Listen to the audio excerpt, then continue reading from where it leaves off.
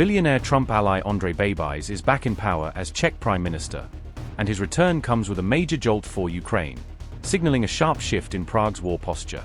The newly instated Prime Minister has made it clear he is not prepared to keep financing Ukraine, saying Czech taxpayers should not pay the price for a war beyond their borders.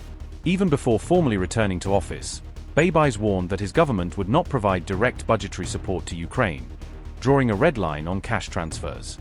Babiš argued that the Czech Republic already contributes nearly 60 billion crowns every year to the European Union, funds that ultimately end up supporting Kiev. He added that Czechia is now struggling to meet its own domestic needs, from social spending to economic pressures at home. Echoing the rhetoric of US President Donald Trump, Babiš during his campaign promised voters that Czech citizens would come first, above foreign wars. For Babiš, that Czech first promise translates into cutting back military aid to Kiev, a war zone less than 500 miles from Prague's eastern border.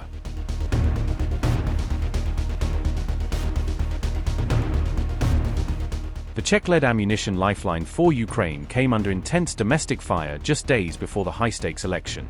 Babiš claimed the initiative, which delivered around 1 million rounds of ammunition this year, has become too costly for Czech taxpayers to sustain. In a blistering interview with Reuters, Babiš called the ammo drive rotten and vowed to scrap it entirely now that he is back in power. Interestingly, the backlash is now coming from within Babiš's own political camp. Here's what his deputy has to say, and I quote, "Based on the information we have, there are inappropriate profit margins, poor quality, and questionable suppliers involved. For these reasons, IT should be managed at the NATO level."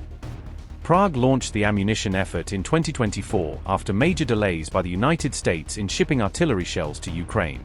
That shortfall was starving Kiev of firepower at a time when North Korea was openly arming Russia, tilting the battlefield balance.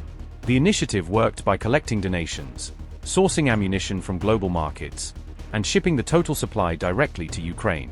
Babiš said the plan was good in principle but insisted it should have been run by NATO, not individual states or private players.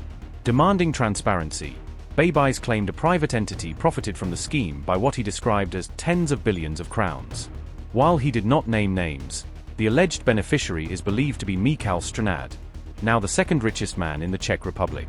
Ukraine received around 1.5 million artillery shells through the initiative last year, followed by another 1.1 million this year. This political shift comes as Ukraine faces growing pushback during Donald Trump's ongoing peace talks with Moscow.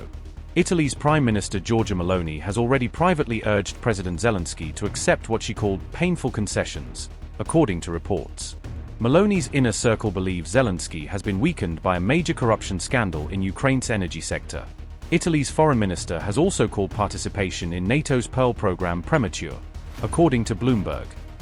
Antonio Tajani said if diplomatic efforts succeed, the need for further military buildup will simply disappear.